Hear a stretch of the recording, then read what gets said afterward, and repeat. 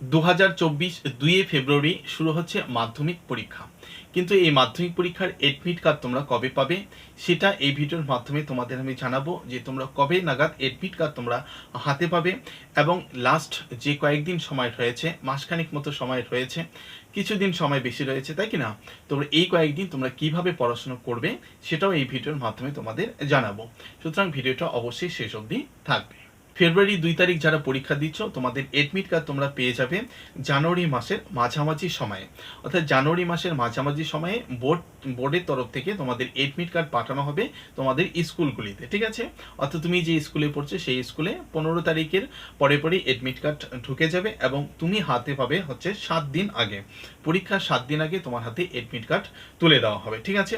মোটামুটি ধরে নাও 25শে জানুয়ারি বা এর আগে পরেই তোমার হাতে তুমি এডমিট কিন্তু পেয়ে যাবে।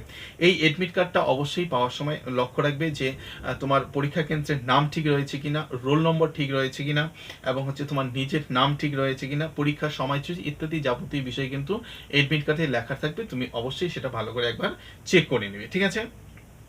এবং অবশ্যই এডমিট কার্ডটা কিন্তু যত্ন সহকারে তোমাকে রাখতে হবে, কোনো রকম যেন ছিঁড়ে না যায় বা হারিয়ে না যায়, সেই দিক থেকে কিন্তু লক্ষ্য রাখতে হবে। অর্থাৎ এডমিট কার্ডটা তোমাকে সযত্নে কিন্তু রাখতে হবে। এডমিট কার্ড যদি তুমি হারিয়ে ফেলো তাহলে কিন্তু তুমি পরীক্ষা দিতে পারবে না। সুতরাং এডমিট কার্ড পাওয়ার পরে তুমি অবশ্যই সেটাকে সেভ করে ভালো করে রেখে দিবে।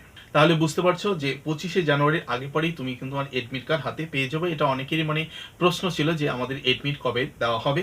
সুতরাং 7 দিন আগে, পরীক্ষার 7 দিন আগে তুমি এডমিট কার্ড পেয়ে যাবে, অর্থাৎ 25 তারিখের আগে অথবা পরে তুমি এডমিট কার্ড পেয়ে যাবে।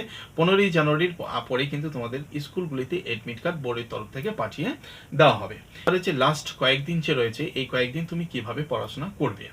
সুতরাং এই লাস্ট কয়েকদিন পড়াশোনা যেভাবে তুমি করবে, যে প্রশ্নগুলো বা যে প্রশ্নের উত্তরগুলো তোমার পড়া হয়ে গেছে সেগুলো তুমি রিভাইজ করো এবং সেগুলোকে লেখো, ঠিক আছে? পড়বে এবং হচ্ছে লিখবে। যে কয়েকদিন সময় রয়েছে, তোমার যদি পড়া না হয়, ঠিক আছে, তুমি যদি এখনো পড়াশোনা ঠিকঠাক মতো শুরু করোনি, তাহলে তোমাকে নতুন করে পড়তে হবে, প্লাস নতুন করে আবার লিখতে হবে, ঠিক আছে? এবং যারা অলরেডি অনেক পড়ে নিয়েছো, সিলেবাস কভার করে নিয়েছো, তারা রিভাইজ করে এবং সেই প্রশ্নের উত্তরগুলো লিখতে থাকো, ঠিক আছে? তাহলেই কিন্তু খুব প্রপার মনে থেকে যেটা পড়বে সেটা লিখবে, ঠিক আছে? আমি অনেকে দেখছি যে এখনো ঠিকঠাক মতো, অনেক স্টুডেন্ট এমন রয়েছে, এমন উদাহরণ প্রচুর রয়েছে যে এখনো ঠিকঠাক মতো পড়াশোনা শুরুই করেনি বা হয়তো সিলেবাসটাই কমপ্লিট এখনো করেনি, বা অনেক প্রশ্নের উত্তরও তাদের এখনো জানাই হয়নি, ঠিক আছে? এরকম ভুরি ভুরি উদাহরণ রয়েছে। সুতরাং তাদের কথা বলবো, তোমরা পড়াশোনা একটুখানি করো। লাস্ট কয়েকটা দিন পরীক্ষা হলেতে কিছু লিখতে হবে গিয়ে, ঠিক না?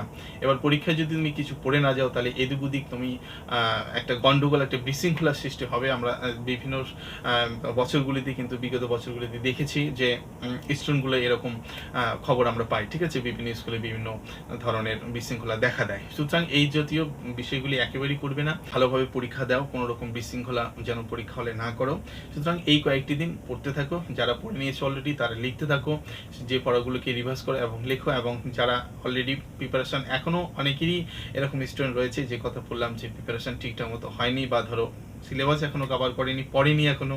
সুতরাং তারা একটু পড়তে থাকো লাস্ট যে কয়েকটা দিন আছে, কারণ মাধ্যমিক পরীক্ষায় কিন্তু আর দ্বিতীয়বার তোমার জীবনে তুমি নাও পেতে পারো, ঠিক আছে? সুতরাং এটা একটা বড় পরীক্ষা, সুতরাং এই পরীক্ষায় কিন্তু অনেক কিছুই নির্ভর করে, সুতরাং পরীক্ষাটা ভালো করে দিতে হবে, ওকে?